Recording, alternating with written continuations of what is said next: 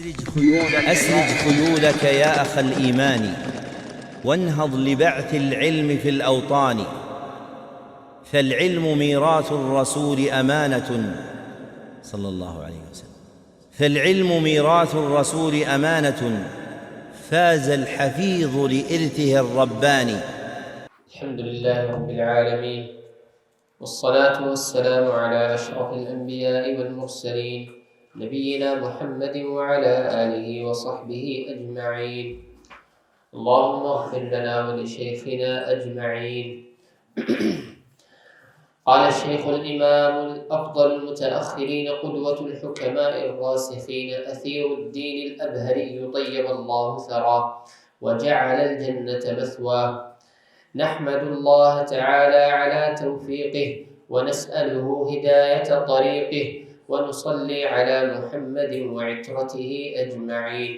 أما بعد، فهذه رسالة في المنطق أوردنا فيها ما يجب استحضاره لمن يبتدئ في شيء من العلوم مستعينا بالله تعالى، إنه مفيض الخير والجود.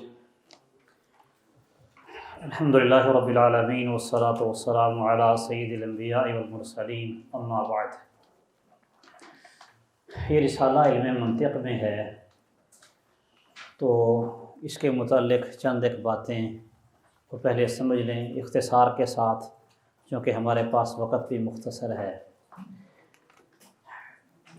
سند کا تو کوئی پتہ نہیں، بات کرنے والے کرتے ہیں، اللہ بہتر جانتا ہے کہ اس علم کی نسبت ادریس علیہ السلام کی طرف کی جاتی ہے۔ مناطقہ یہ بات کہتے ہیں، بس حکایت بودے، یقینی بات نہیں ہے۔ مخالفین کو عاجز اور ساکت کرنے کے لیے ادریس علیہ السلام نے اس علم کا استعمال کیا، یہ ان لوگوں کا دعویٰ ہے۔ خیر، یہ علم مرتب مدون نہیں تھا، تو ارسطو نے، جس کی وفات 384 قبل مسیح ہے، اس نے سب سے پہلے حکمت اور منطق کو مدون کیا تھا، اس لیے اسے کہا جاتا ہے مدون اول۔ یہ یونان کا تھا، اس لیے اس کو حکمت یونان، فلسفہ یونان، یونانی منطق کہا جاتا ہے۔ لیکن ہارون اور مامون کے دور میں فلسفہ جب عربی میں منتقل ہوا، تو منصور سامانی نے ابو نصر فارابی کو یہ دوبارہ سے اس کی تدوین کرنے کا حکم دیا۔ اس اعتبار سے اس کو ابو نصر فارابی کو معلم ثانی کہا جاتا ہے، یہ معلم ثانی ہے۔ فارابی کی تحریریں کچھ منتشر تھیں، تو سلطان مسعود نے ابو علی ابن سینا کو تیسری بار اس علم کو اچھی طرح سے تدوین کرنے کا حکم دیا۔ تو یہ ابن سینا معلم ثالث کہلاتا ہے۔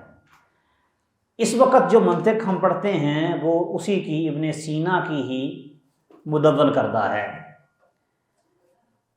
تو مسلمان حکماء و فلاسفہ نے اور مناطقہ نے جب منطق کو تدوین کیا، تو اس میں کئی ایک باتیں جو دین کے خلاف تھیں، خلاف شرع تھی، وہ انہوں نے نکال دی۔ تو گویا اس وقت جو منطق ہم پڑھتے ہیں، یہ منطق اسلامی منطق ہے، یونانی منطق نہیں۔ اسیر الدین الابہری، جنہوں نے یہ رسالہ لکھا، اصل میں یہ جو رسالہ ہے عیسیٰ غوجی، یہ مکمل نہیں ہے، یہ ایک رسالے کا ایک جز ہے، قسم اول ہے۔ قسم اول منطق میں تھی اور قسم ثانی حکمت میں تھی، فلسفے میں۔ تو بہرحال اسیر الدین جو ہیں، یہ مفضل بن عمر بن مفضل الابہری یا الابہری، ابہری اور ابہری دونوں طرح سے، یہ مصلی ہیں، مصل کے، اور اسیر کا مطلب ہوتا ہے کہ یعنی کہ مختار، چنیدہ، اور ابہری قلیوبی وغیرہ نے، جنہوں نے عیساغوجی کی تعلیقات اور شروح وغیرہ لکھی ہیں، انہوں نے اس کا ضبط کیا ہے کہ یہ ابہر نہیں، ابہرا، ابہرا کی طرف نسبت ہے، ابہرا، ابہرا یہ قبیلے کا نام ہے، تو ابہرا کی طرف نسبت ہونے کی وجہ سے یہ ابہری۔ اور اسی طرح یاقوت حموی وغیرہ جو ہیں، انہوں نے یہ کہا ہے کہ یہ ابہر ہے، ابہر۔ یہ ابہر اصل میں قزوین، زنجان اور ہمزان کے قریب ایک شہر کا نام ہے جس کی طرف یہ نسبت کی جاتی ہے۔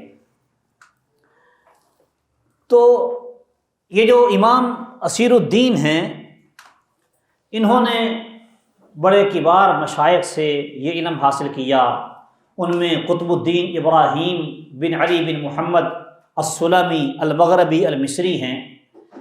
یہ امام رازی کے شاگردوں میں سے تھے۔ اسیر الدین ابہری نے ابن سینا کی کتاب اشارات و تنبیہات وہ ان سے پڑھی ہے۔ اسی طرح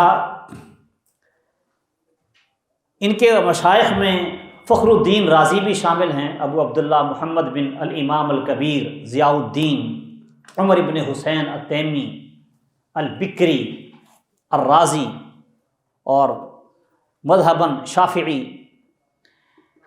تو یہ جو امام رازی ہیں، ان کے معروف شاگردوں میں سے یہ اسیر الدین ہیں، صاحب عیساغوجی۔ اسی طرح ان کے اساتذہ میں ایک رکن الدین ابو حامد محمد بن محمد العمیدی السمرقندی الحنفی ہیں۔ یہ بھی بڑے ماہر اور بڑے فنکار تھے منطق و فلسفے میں، اور یہ پہلے شخص ہیں کہ جنہوں نے علم حساب کو الگ سے تصنیف کیا، وگرنہ پہلے جتنے بھی لوگ تھے وہ دیگر علوم کے ساتھ ہی علم حساب بھی جمع کر دیتے تھے۔ اسی طرح ان کے اساتذہ میں ایک کمال الدین ابو الفتح موسیٰ بن یونس، یہ بہت متبحر عالم تھے، اور یہ تقریباً 24 علوم پہ دسترس رکھتے تھے، کمال دسترس یعنی مہارت۔ ویسے علوم تو بندہ کئی ایک جانتا ہوتا ہے، لیکن عام طور پہ جو مہارت ہے وہ زیادہ سے زیادہ 4 سے 5 علوم میں ہوتی ہے، اس سے زیادہ میں نہیں ہوتی۔ جس طرح ہمارے متقدمین جو تھے وہ بیک وقت فقہ، حدیث، قرآن، علوم قرآن، تفسیر وغیرہ اور عقائد، ان میں ماہر ہوتے تھے، اور اس کے ساتھ ساتھ لغت میں بھی اچھا وہ مقام رکھتے تھے۔ یہ عام طور پہ بس اتنے ہی علوم ہوتے ہیں جن میں کہ اچھی پختگی اور مہارت ہوتی ہے۔ آج کل ہمارے دور میں تو کام اور بھی ٹھنڈا پڑ گیا ہے، بندہ کسی ایک علم میں ماہر ہو جائے تو یہی بڑی بات سمجھی جاتی ہے۔ تو یہ 24 علوم میں بڑے ماہر تھے، اور یوں سمجھے کہ یہ علوم ان کو پانی پانی تھے۔ اسی لیے امام اسیر الدین ابہری یہ کہتے ہیں کہ بغداد میں اس جیسا کوئی آدمی داخل ہی نہیں ہوا، یعنی کمال الدین ابو الفتح موسیٰ بن یونس الموصلی الشافعی، یہ ایسے ماہر عالم تھے کہ ان جیسا کوئی بندہ بغداد میں آیا ہی نہیں جو علوم و فنون پہ اتنی دسترس رکھتا ہو۔ اور اسیر الدین کے تلامذہ میں سے، شاگردوں میں سے وفایات الاعیان و انباء و ابناء الزمان کے مؤلف شمس الدین ابو العباس احمد بن محمد بن ابراہیم البرمکی الشافعی ہیں۔ اسی طرح عجائب المخلوقات و غرائب الموجودات کے مؤلف عماد الدین ابو یحییٰ زکریا بن محمد بن محمود الانصاری، یہ بھی ان کے شاگرد ہیں۔ اور اسی طرح سے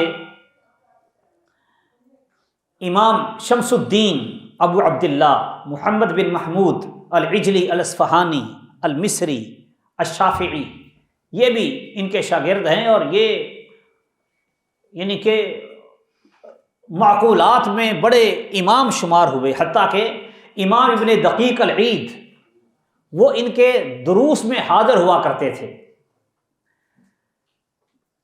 اس کے علاوہ اور بھی کئی ایک شاگرد ہیں ان کے۔ ان کی تصنیفات میں ایک تو کتاب ہے تنزیل الافکار فی تعدیل الاسرار، اس میں بھی علم و حکمت کی باتیں ہیں، منطق فلسفے کی۔ اور ایک کتاب ہے ان کی درایت الافلاک، فلک کی جمع درایت الافلاک، فلکیات پر ہے یہ، علم الہیئہ۔ تیسری ان کی کتاب ہے الرسالۃ الاثیریہ۔ یہ الرسالۃ الاثیریہ جو ہے اس کے دو جز ہیں، ایک جز ہے منطق کا عیسیٰ ہوجی، اس میں ابتدائی باتیں منطق کی ہیں اور 5 ابحاث ہیں اس میں، ایک بحث الفاظ کی ہے، ایک کلیات کی ہے، کلیات 5 کی، اور ایک تصورات کی، ایک بحث قضایا کی، اور ایک بحث قیاس کی ہے۔ اور عیسیٰ ہوجی کا جو لفظ ہے یونانی زبان میں اس کا ترجمہ ہے الکلیات الخمس، یعنی منطق کے جو کلیات 5 ہیں، ہم آج پڑھیں گے انشاءاللہ۔ تو یہ کتاب کا نام ہی کلیات 5 ہے، گویا کہ اطلاق الجز علی الکل، اطلاق الجز علی الکل، جز بول کے کل مراد لیا ہے، کیونکہ کلیات کی تو ایک بحث ہے، اس کے ساتھ 4 بحثیں اور بھی ہیں۔ دوسری ہے ہدایت الحکمہ، اس میں علم طبیعی اور علم الہی کے بارے میں انہوں نے گفتگو کی ہے۔ ہدایت الحکمہ جو ہے یہ بھی ہمارے ہاں مدارس میں کسی دور میں داخل نصاب رہی ہے، یہ میں لے کے آیا ہوں، دیکھیں یہ البشرا والوں نے شائع کی ہے حال میں۔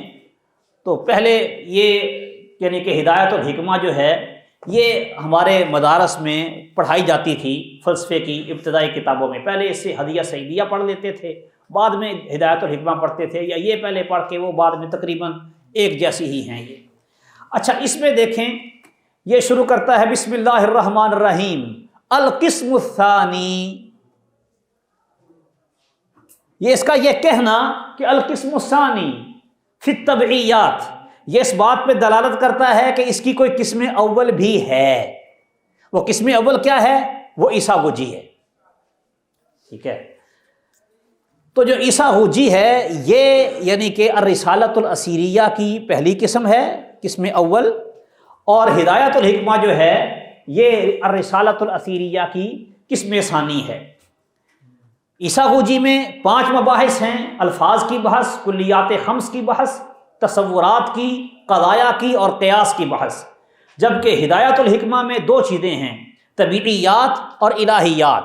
جو طبیعیات ہیں اس میں ایک فصل ہوتی ہے ما یعم الاجسام، عمومی بحث اجسام کے بارے میں، دوسری فلکیات کے بارے میں، اور تیسری عنصریات کے بارے میں۔ اور جو الہیات ہیں، الہیات میں ایک تو تقاسیم الوجود کی بحث ہوتی ہے یعنی امور عامہ کی، اور دوسری بحث ہوتی ہے علم بالصانع کی، واجب الوجود یعنی اللہ تعالیٰ کے بارے میں، اور تیسری فصل ہوتی ہے ملائکہ اور عقول عشرہ کے متعلق۔ تو یہ جو کتاب ہے عیسیٰ ہوجی، یہ گویا کہ رسالۃ الاثیریہ کا ایک جز اور ایک حصہ ہے۔ ایک ان کا رسالہ ہے اسطرلاب کے بارے میں، رسالہ فی الاسطرلاب۔ اسطرلاب اصل میں یہ نظام شمسی کی پیمائش کا ایک طریقہ کار ہے اور اس کے لیے ایک آلہ بھی ہے، اس کو بھی اسطرلاب ہی کہتے ہیں۔ اسی طرح ایک کتاب ہے ان کی الزیج الشامل، اس کے علاوہ اور بھی کئی ایک ازیاج انہوں نے تصنیف کی ہیں۔ ازیاج کہتے ہیں یعنی کہ ایسے جدول، کیا اس کو کہتے ہیں، ٹیبل، آج کے دور میں ایسے وہ ٹیبلز بنائے جاتے ہیں کہ جن کے ذریعے ہر سال کی تقویم معلوم کی جاتی ہے، نظام شمسی کی اور نظام قمری کی، کہ کب کون سا مہینہ شروع ہوگا اور ختم ہوگا۔ ایک ان کی کتاب ہے کشف الحقائق فی تحریر الدقائق، یہ علم الہی، علم طبیعی، ریاضی اور منطق کی کتاب ہے۔ اور ایک انہوں نے حاشیہ خود لکھا عیسیٰ غوجی پہ، اس کا نام تھا مغنی الطلاب، مغنی الطلاب، اس نام سے انہوں نے عیسیٰ غوجی کا باقاعدہ حاشیہ بھی تصنیف کیا تھا۔ عیسیٰ غوجی پہ ان کے علاوہ اور بھی کئی لوگوں نے کام کیا ہے، جس طرح حسام الدین حسن القاتی، ان کا جو کام ہے عیسیٰ غوجی پہ، ان کی جو شرح ہے وہ بڑی قدیم شروحات میں سے شمار کی جاتی ہے، سمجھی جاتی ہے۔ اسی طرح سید شریف جرجانی، علی بن محمد الحسینی کا حاشیہ ہے، اسی طرح محب الدین البردعی کا حاشیہ ہے، اسی طرح امام شرف الدین ابو زکریا یحییٰ الرحابی کا حاشیہ ہے، اور اسی طرح اور بہت سے لوگوں نے اس کی شرح کی ہے اور اس پہ حواشی وغیرہ لکھے ہیں۔ اس کتاب کی خدمت بڑے لوگوں نے کی ہے، اور یہ کتاب بہت اہمیت کی حامل ہے کہ یہ ایک تو ابتدائی کتاب ہے، لیکن ابتدائی کتاب ہونے کے باوجود منطق کی بنیادی بحثیں وہ ساری کے ساری اس کے اندر جمع اور موجود ہیں۔ وہ جو قدیم نسخہ ہوتا تھا جس دور میں ہم پڑھتے تھے، اس کے یہ تقریباً 8 صفحے تھے، 8 صفحے حاشیے سمیت، بہت مختصر سا، اور اس متن کو حفظ کرنے کا شوق ہوا کرتا تھا اس وقت۔ آج کل تو یہ نہ مدارس میں داخل نصاب ہے، نہ کوئی اس جانب توجہ کرتا ہے اس کے اسے یاد کر لے۔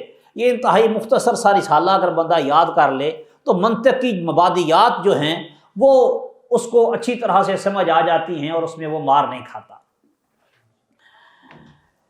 کہتا ہے کہ بسم اللہ الرحمن الرحیم، ہم اللہ کی حمد بیان کرتے ہیں اس کی توفیق پر اور اس کے لیے راستے کی ہدایت اس سے مانگتے ہیں، اور درود و سلام محمد صلی اللہ علیہ وسلم اور ان کی عطرت پر تمام پر بھی بھیجتے ہیں۔ یہ رسالہ ہے منطق میں، اوردنا فیہا ما یجب استحضارہ لمن یبتدئ فی شیء من العلوم، علوم کی اگر کوئی بندہ ابتدا کرنا چاہتا ہے تو مبتدی کے لیے جن باتوں کا استحضار ضروری ہے کہ جنہیں وہ ہر وقت اپنے ذہن میں رکھے، ہم نے صرف وہ باتیں اس میں ذکر کی ہیں۔ مستعینا باللہ تعالی، اللہ سے مدد مانگتے ہوئے ہم نے یہ کام کیا ہے۔ انہ مفید الخیر والجود، وہ بڑی سخاوت والا ہے اور خیر کو پھیلانے والا ہے۔ جی أحسن الله إليكم. قال رحمه الله تعالى: مباحث الدلالة. اللفظ الدال بالوضع يدل على تمام ما وضع له بالمطابقة، وعلى جزئه بالتضمن إن كان له جزء، وعلى ما يلازمه في الذهن بالالتزام كالإنسان، فإنه يدل على الحيوان الناطق بالمطابقة، وعلى أحدهما بالتضمن، وعلى قابل العلم وصنعة الكتابة بالالتزام۔ یہاں پہ وہ لفظ کی تقسیم کرتا ہے، کہتا ہے کہ لفظ بالوضع کسی چیز پہ دلالت کر رہا ہوتا ہے، یعنی دلالت کی اقسام میں سے دلالت وضعی صرف اس نے بیان کی ہے، کہ اگر تو وہ لفظ جس معنی کے لیے وضع کیا گیا ہے اگر وہ اس کے پورے معنی پہ دلالت کرے تو پھر اس کو کہیں گے دلالت مطابقی، اور اگر اس معنی کے جز پہ دلالت کرے تو وہ ہوگی دلالت تضمنی، اور اگر نہ معنی پہ دلالت کرے نہ معنی کے جز پہ بلکہ اس کے معنی کا کوئی خارج لازم ہو جس پہ یہ دلالت کر رہا ہو تو وہ دلالت التزامی ہے۔ مثال کے طور پہ ہم کہتے ہیں قرآن، قرآن، تو قرآن کہہ کے اگر ہم مراد لیں 30 پارے تو یہ کیا ہوگی؟ دلالت مطابقی، کہ لفظ قرآن 30 پاروں پر دلالت کرتا ہے، پوری دلالت مطابقی۔ اور اگر ہم لفظ قرآن بول کے مراد لے رہے ہوں 1 پارہ تو یہ پورے معنی پر دلالت نہیں ہے، بلکہ دلالت ہے معنی کے جز پر، تو یہ دلالت ہوگی دلالت تضمنی۔ قول پہ دلالت ہو تو مطابقی، جز پہ ہو تو تضمنی۔ جیسے وہ کوئی ایک صفحہ قرآن مجید کا پھٹ کے کبھی نیچے گرا ہو تو کہتے ہیں قرآن گر گیا ہے، اٹھاؤ اس کو۔ وہ بچے نے ایک سپارہ قاعدہ پکڑا ہوتا ہے تو ہم اس کو سکھاتے ہیں کہ قرآن کو ادب سے پکڑا کرو، ہوتا تو وہ ایک سپارہ ہے، 30واں سپارہ چھوٹا سا۔ یہ دلالت کیا ہے؟ دلالت جز پر دلالت ہے تضمنی، کل پہ دلالت ہوگی تو مطابقی۔ التزامی دلالت کیا ہے؟ کہ وہ چیز نہ معنی کا کل ہو نہ جز ہو۔ مثال کے طور پہ قرآن مجید ہے، مجلد ہے، مصحف، اور اس کو غلاف میں لپیٹا ہوا ہے۔ اب اگر کوئی اس کو غلاف سے اٹھائے گا تو ہم کیا کہیں گے؟ اس نے کیا پکڑا ہے؟ قرآن۔ اب قرآن پکڑا ہے اس نے، حالانکہ پکڑا اس نے کیا ہوتا ہے؟ کپڑا، غلاف۔ تو یہ کیا ہے؟ دلالت التزامی، یہ اس کا لازمی جز ہے، خارج لازم ہے اس کے لیے۔ اس نے مثال کیا دی ہے؟ لفظ انسان بول کے اگر ہم حیوان ناطق مراد لیں تو پھر یہ دلالت ہوگی مطابقی، اور اگر لفظ انسان بولیں اور مراد ہو حیوان، یا انسان بول کے مراد لیں ناطق، تو یہ کیا ہوگی؟ دلالت تضمنی۔ اور اگر ہم انسان بول کے مراد لیں انسان کی کوئی ایسی صفت جو ان دونوں کے علاوہ ہے، حیوانیت اور نطق کے علاوہ صفت، تو پھر وہ کیا ہوگی؟ التزامی۔ ہم کسی کو کہتے ہیں نا کہ تم مسلمان ہو، مسلمان بنو، تو یہ کہنے کے بجائے کیا کہہ دیتے ہیں؟ انسان بنو۔ انسان تو وہ ہے لیکن وہ کام وہ والے نہیں کر رہا جو ایک انسان سے مطلوب ہے۔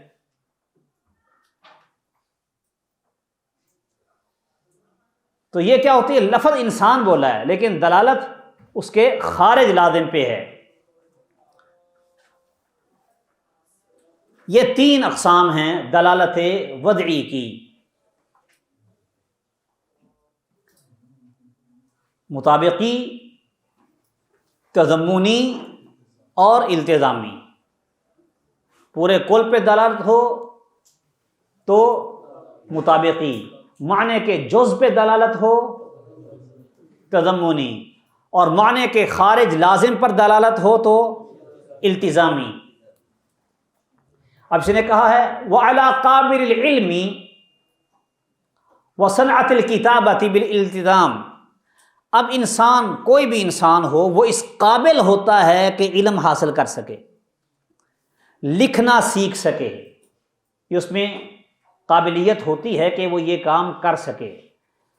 تو ہم انسان بول کے اس مراد لیں قابل علم یا قابل کتابت ہونے کو، تو پھر یہ دلالت التزامی ہوگی، کیونکہ انسان کا اصل معنی کیا ہے؟ حیوان ناطق۔ ناطق کیا ہوتا ہے؟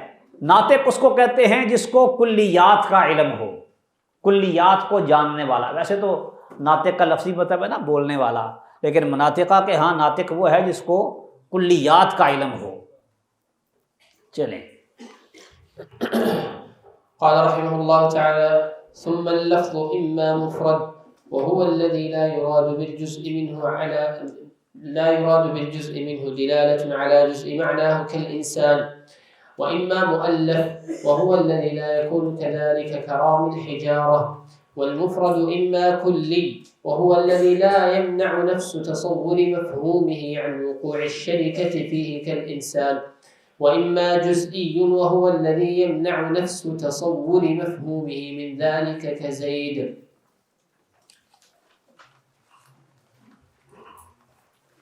آگے یہ لفظ کی اقسام اس نے بیان کی ہیں کہ لفظ یا تو مفرد ہوتا ہے یا مؤلف ہوتا ہے، مرکب، مؤلف یعنی مرکب۔ مفرد لفظ کیا ہے کہ جس کے جز سے اس کے معنی کے جز پر دلالت کا ارادہ نہ کیا گیا ہو، جس کے جز سے اس کے معنی کے جز پر دلالت کا ارادہ نہ کیا گیا ہو، یہ مفرد ہے۔ اور مرکب کیا ہے کہ جو ایسے نہ ہو، جس کا جز بول کے اس کے جز پر دلالت کا ارادہ کیا گیا ہو۔ اس طرح لفظ انسان، لفظ انسان،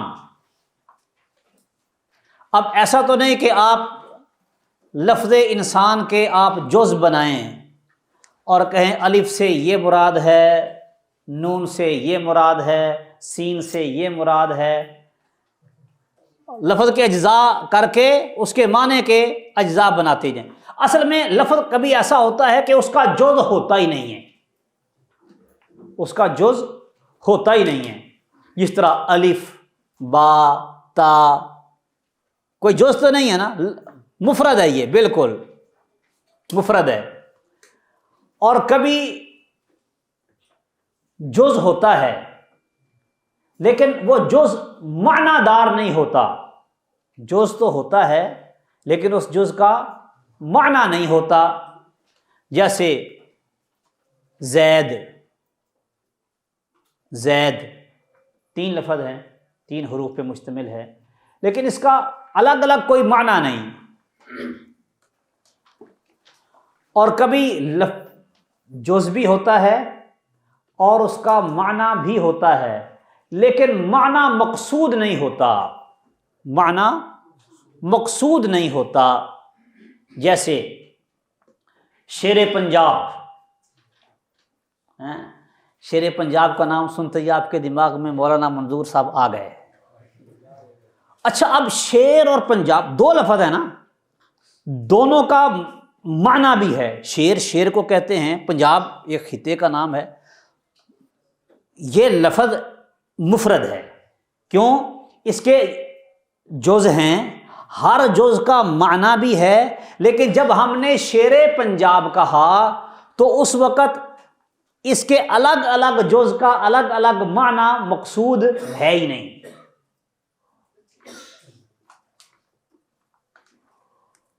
اور چوتھی قسم یہ ہے کہ اس کا جز بھی ہو، جز کا معنی بھی ہو، اور وہ معنی پر دلالت بھی کر رہا ہو، معنی پر دلالت بھی کر رہا ہو لیکن دلالت مقصود نہ ہو، دلالت مقصود نہ ہو۔ وہ مثال اس نے یہاں پہ دی ہے۔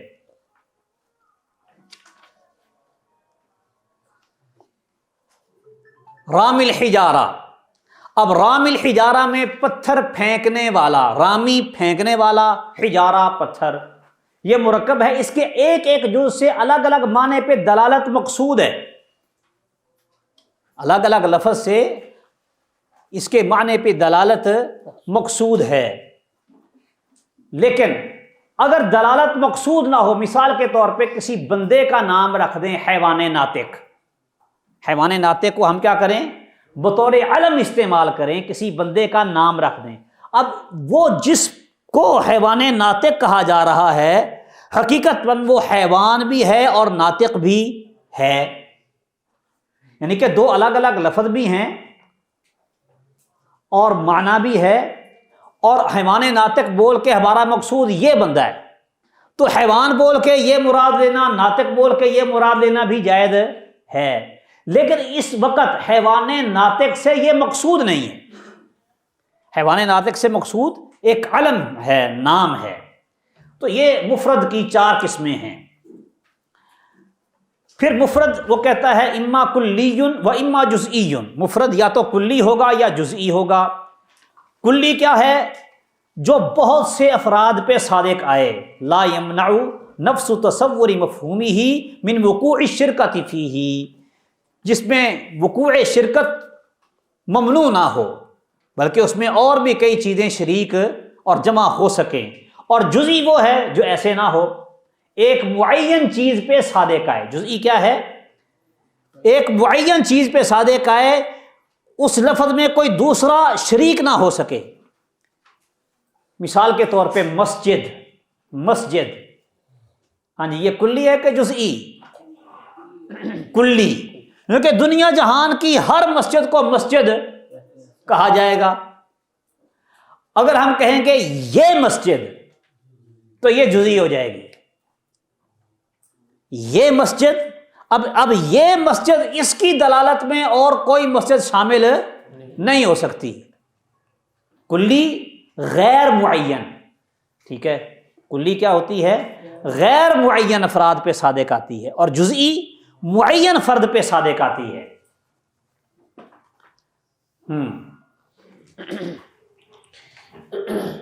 والكلي إما ذاتي وهو الذي يدخل تحت حقيقة جزئياته كالحيوان بالنسبة إلى الإنسان والفرس، وإما عرضي وهو بخلافه كالضاحك بالنسبة إلى الإنسان۔ کلی یہ دو طرح کی ہوتی ہے، کلی ذاتی اور کلی عرضی۔ کلی ذاتی اور کلی عرضی۔ ذاتی عرضی کی آگے تقسیم آئے گی تو یہ کلیات خمس بن جائیں گی۔ کلی ذاتی کیا ہوتی ہے؟ کہ جس کی، یعنی کہ جزئیات، جس کی جو جزئیات ہیں وہ اپنی جزئیات کی مکمل حقیقت ہو یا حقیقت کا جز ہو۔ کلی کیا ہوتی ہے؟ جو اس کی جزئیات ہیں وہ ان جزئیات کی مکمل حقیقت یا حقیقت کا جز ہو۔ جس طرح لفظ حیوان، اب حیوان بول کے ہم مراد لے رہے ہیں گھوڑا یا انسان، تو یہ گھوڑا اور انسان یہ حیوان کی حقیقت کے اجزاء ہیں۔ حیوان کی حقیقت میں اور بھی کئی ایک حیوانات شامل ہیں، گھوڑے اور انسان کے علاوہ گائے ہے، بکری ہے، گدھا، گھوڑا اور شیر، چیتا وغیرہ وغیرہ، یہ سارے جاندار جتنے بھی ہیں وہ سارے کے سارے حیوان کی حقیقت میں شامل ہیں۔ یہ کیا ہوتی ہے؟ کلی ذاتی۔ کلی عرضی کیا ہے؟ جو ایسے نہ ہو، اس کے برخلاف ہو، جیسے کالضاحک بالنسبت الی الانسان۔ اب ضاحک ہونا یہ انسان کا خاصہ ہے، یہ صرف انسان پہ صادق آتا ہے، اور یہ کیا ہے؟ نہ تو انسان کی حقیقت ہے نہ ہی اس کی حقیقت کا جز ہے۔ انسان کی حقیقت کیا ہے؟ حیوان ناطق، حیوان ناطق، یہ انسان کی حقیقت ہے۔ اور ضاحک ہونا یہ ایک عارضہ ہے، نہ انسان کی حقیقت ہے یہ، اور نہ ہی انسان کی حقیقت کا جز ہے۔ اب انسان کو اگر حیوان کہا جائے گا تو یہ انسان کی حقیقت کا ایک جز ہوگا، اگر انسان کو حیوان ناطق کہا جائے گا تو یہ انسان کی کل حقیقت بن جائے گی۔ اکیلا آپ حیوان کہیں گے تو انسان کی حقیقت کا یہ کیا ہوگا؟ ایک جز ہوگا۔ اور ضاحک ہونا یا کاتب ہونا یہ انسان کی نہ حقیقت ہے نہ ہی حقیقت کا جز ہے، بلکہ یہ ایک عارضہ ہے۔ والذاتي إما مقول في جواب ما هو بحسب الشركة المحضة كالحيوان بالنسبة إلى الإنسان والفرس وهو الجنس، ويقسم بأنه كلي مقول على كثيرين مختلفين بالحقائق في جواب ما هو قولا ذاتيا۔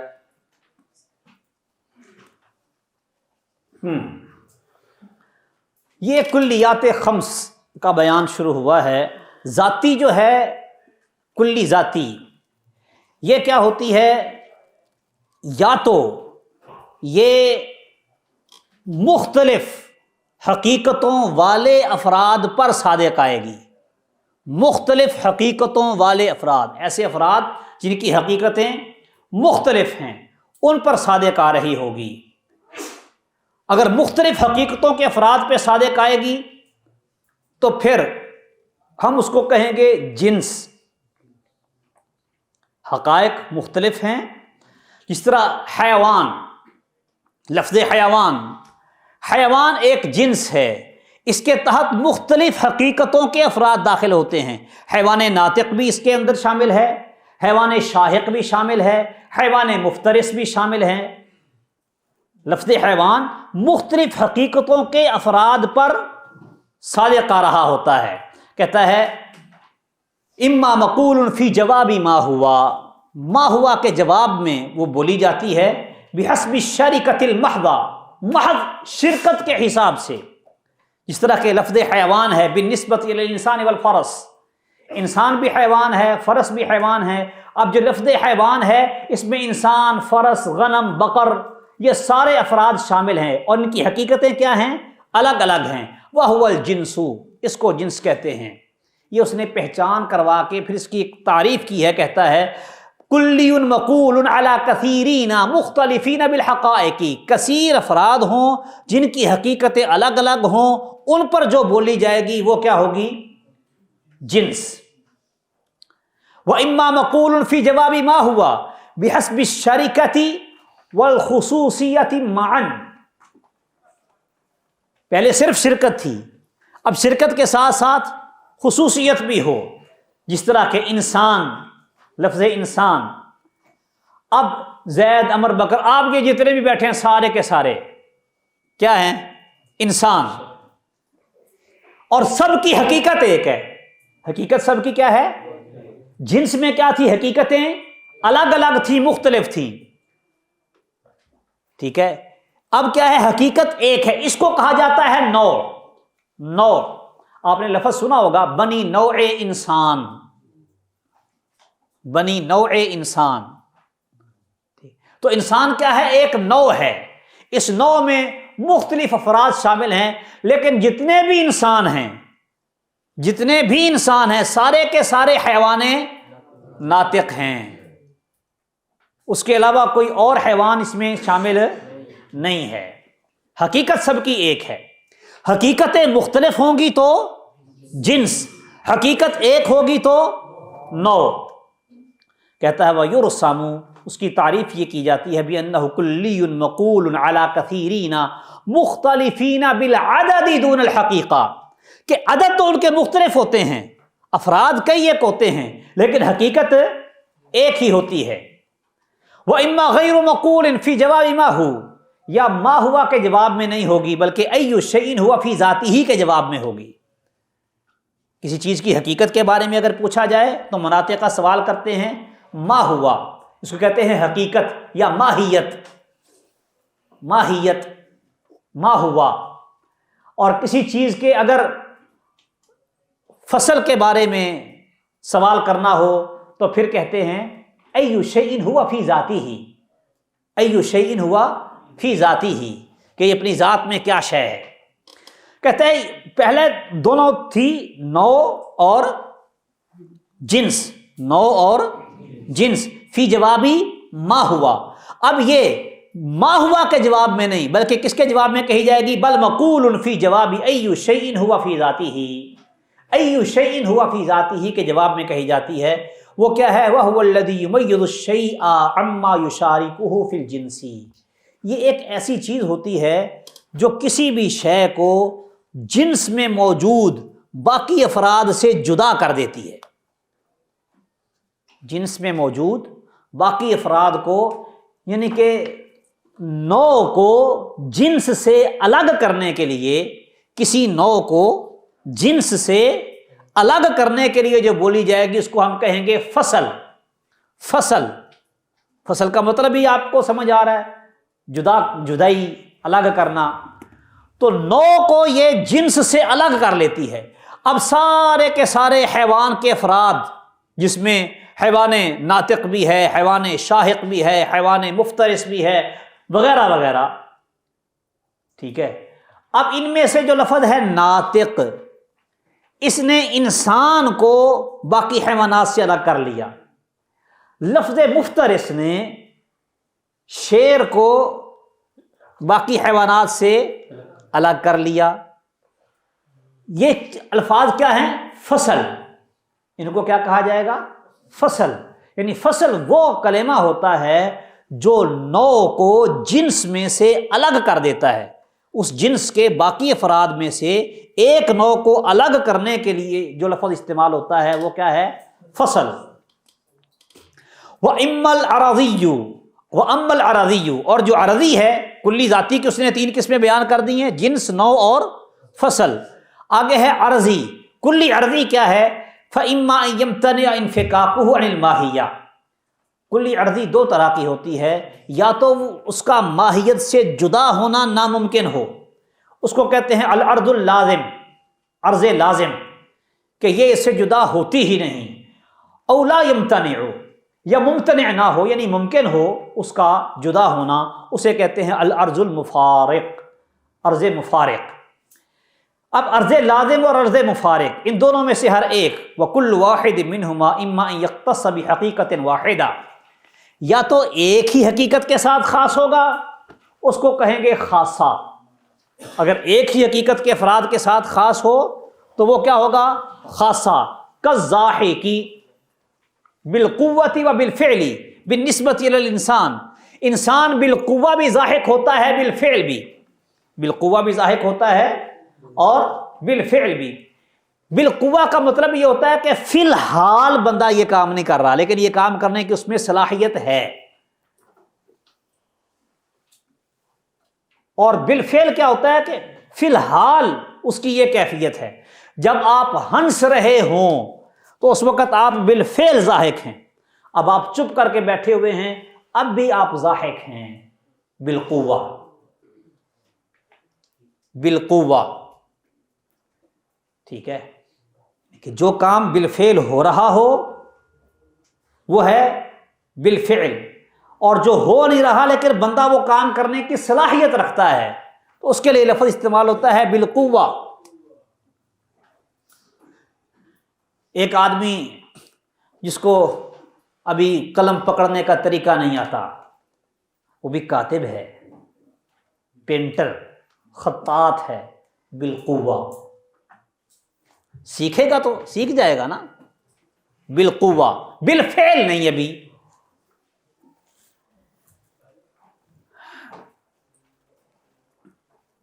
اور اس کی تعریف یہ کی جاتی ہے بِأَنَّهَا كُلِّيَّةٌ تُقَالُ عَلَى مَا تَحْتَ حَقِيقَةٍ وَاحِدَةٍ فَقَطْ قَوْلًا عَرَضِيًّا، ایک ہی حقیقت کے افراد پہ یہ صادق آتی ہے۔ وَإِمَّا أَن يَعُمَّ حَقَائِقَ فَوْقَ حَقِيقَةٍ وَاحِدَةٍ، یا ایسی چیز وہ ہوتی ہے کلی عرضی جو کہ ایک سے زائد حقیقتوں پہ صادق آتی ہے، اس کو کہتے ہیں عرض عام۔ اس طرح متنفس، اب متنفس جو ہے یہ انسان بھی متنفس، سانس لینے والا ہے، اور انسان کے علاوہ جتنے بھی حیوانات ہیں سارے جاندار متنفس ہیں، سانس لیتے ہیں۔ تو اس کی تعریف کیا ہے؟ کہتا ہے بِأَنَّهُ كُلِّيٌّ يُقَالُ عَلَى مَا تَحْتَ حَقَائِقَ مُخْتَلِفَةٍ قَوْلًا عَرَضِيًّا، یہ مختلف حقیقتوں کے افراد پر صادق آتی ہے۔ خاصہ ایک ہی حقیقت کے افراد کے ساتھ خاص ہو، اور عرض عام کیا ہے کہ مختلف حقیقتوں کے افراد پہ وہ صادق آئے۔ یہ کلیات 5 ہیں، جنس، نوع، فصل، خاصہ اور عرض عام۔ جنس، نوع، فصل، خاصہ اور عرض عام، یہ کلی کی 5 اقسام، ان کو کلیات 5 کہا جاتا ہے، الکلیات ال5۔ آگے ہے القول الشارح، معرف، تعریف یا قول شارح۔ یہ کہتا ہے الحد قول دال علی ماہیت الشیء، حد، یہ کہتے ہیں ایسے قول کو جو کسی چیز کی ماہیت پر دلالت کرتا ہے۔ ماہیت ابھی آپ کو بتایا نا، حقیقت، ما ہوا کہہ کے کس چیز کے بارے میں سوال ہوتا ہے؟ حقیقت کے بارے میں، ٹھیک ہے؟ تو ماہیت پر، حقیقت پر جو دلالت کرے وہ کیا ہوتی ہے؟ حد۔ وہ بنتی کیسے ہے؟ وَهُوَ الَّذِي يَتَرَكَّبُ مِن جِنْسِ الشَّيْءِ وَفَصْلِهِ الْقَرِيبَيْنِ، کسی چیز کی جنس اور فصل قریب کو ملا کے جو تعریف کی جاتی ہے اس کو حد کہا جاتا ہے۔ کالحیوان الناطق بالنسبۃ الی الانسان، جس طرح کہ حیوان ناطق ہے۔ أسرج خيولك يا أخ الإيمان وانهض لبعث العلم في الأوطان، فالعلم ميراث الرسول أمانة صلى الله عليه وسلم، فالعلم ميراث الرسول أمانة فاز الحفيظ لإرثه الرباني،